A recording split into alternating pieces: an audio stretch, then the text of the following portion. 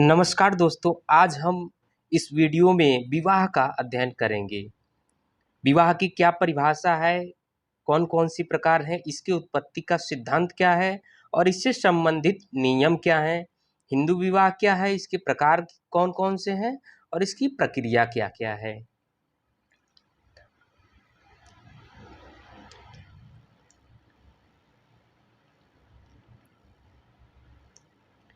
विवाह के बारे में हम पहले जानेंगे कि विवाह जो है समाज द्वारा स्वीकृत एक सामाजिक संस्था है। यह दो विषमलिंगी व्यक्तियों को यौन संबंधित स्थापित करने को अधिकार प्रदान करती है।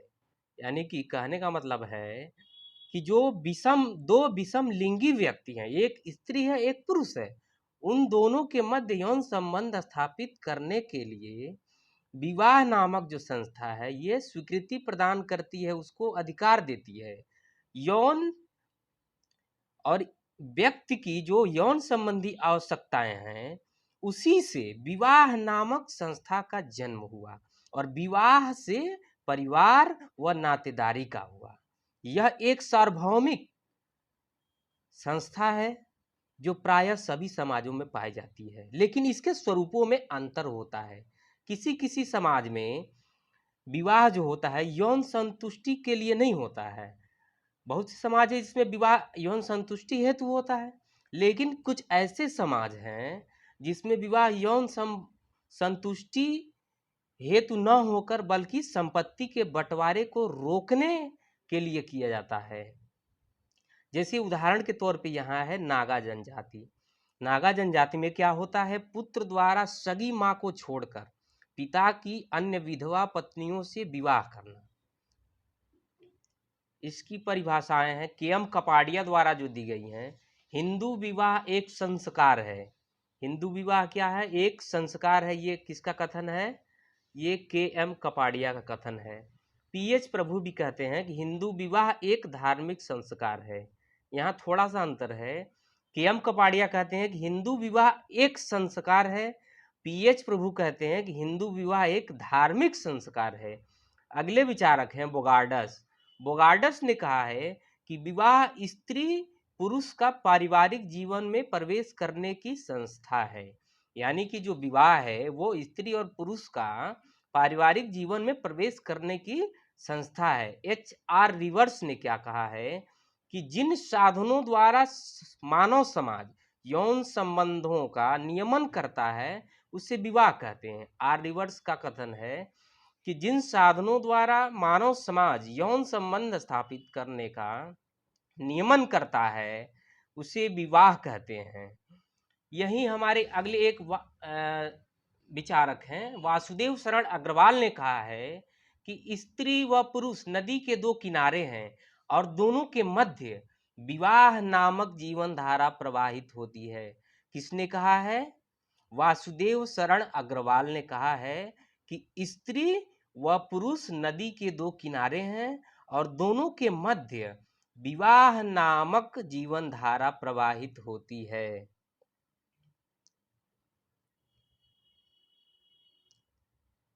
अब विवाह के प्रकार के बारे में जानेंगे कि विवाह की कौन कौन से प्रकार हैं।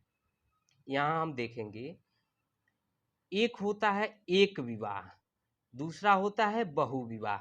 एक विवाह को मोनोगेमी कहते हैं, बहुविवाह को पॉलीगेमी कहते हैं। एक विवाह में भी इसके उपक्रम हैं, जैसे क्रमिक एक विवाह सीरियल मोनोगेमी, एकल विवाह यानी स्ट्रेट मोनोगेमी। जब बहुविवाह में यहाँ आएंगे तो इसमें होता है बहुपति विवाह, भातृक अभातृक। बहुपति में दो प्रकार हैं, एक होता है भातृक, एक होता है अभातृक। भातृक में क्या होता है, भ्रातृक होता है। भ्रातृक में जो पति होते हैं वो भाई होते हैं, वो वे सभी आपस में भाई होते हैं। जैसे कि जो महाभारत काल का देखिए, जो पांडव थे उनकी जो शादी हुई थी, जो विवाह हुआ था द्रौपदी से, वो भातृक बहुपति विवाह था। अब भ्रातृक में क्या होता है कि जो पति होते हैं वो आपस में भाई नहीं होते हैं। अगला है बहुपत्नी विवाह, जिसको पॉलीगेमी कहते हैं। नेक्स्ट है द्विपत्नी विवाह जिसको बायोगेमी कहते हैं। अगला है समूह विवाह जिसको ग्रुप मैरिज कहते हैं। इसमें क्या होता है, ग्रुप मैरिज में ये होता है कि पुरुषों का एक समूह स्त्रियों के एक समूह से विवाह करता है। विवाह का एक अन्य स्वरूप जिसको अधिमान्य विवाह प्रीफेरेंशियल विवाह कहते हैं, यानी कि प्रीफेरेंशियल मैरिज कहते हैं। इसमें इसके उपक्रम हैं सहोदरज विवाह यानी कजिन मैरिज, सलिंग सहोदरज, बिलिंग सहोदरज। इसमें बिलिंग सहोदरज में दो पक्ष होता है, एक मातृपक्षी होता है, एक पितृपक्षी होता है। मातृपक्षी में क्या होता है कि पिता की बहन का लड़का यानी बुआ का लड़का और माँ के भाई की लड़की यानी मामा की लड़की, बुआ का लड़का और मामा की लड़की का जो विवाह होता है वो मातृपक्षीय बिलिंग सहोदरज के अंतर्गत आता है। पितृपक्षी में क्या होता है, माँ के भाई का लड़का यानी मामा का लड़का और पिता के बहन यानी बुआ की लड़की के मध्य जो विवाह होता है वो पितृपक्षीय विवाह होता है। आगे हम देखेंगे विवाह के अन्य दो प्रकार, देवर विवाह या भाभी विवाह जिसको लेवीरेट कहते हैं। जिसको क्या कहते हैं, लेवीरेट।